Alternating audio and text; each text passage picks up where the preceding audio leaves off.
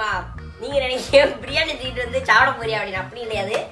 இந்த இது பாத்தீங்கன்னா பண்டை பொட்டி. சரிடா வாங்க இல்ல இல்லைன்னா இருக்குன்னு நான் உங்களுக்கு இப்ப காட்டேன்.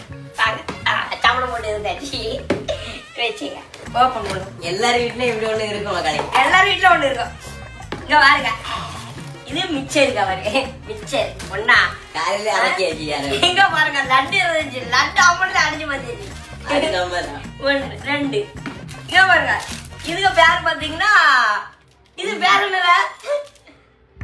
ஏய் ஏய் ஐயோ நான் முந்திரின்னு சொல்லுவேன். அது என்னது? இதுக்கு பேர் ஏதோ காணுமே. நல்லா இருக்கும்.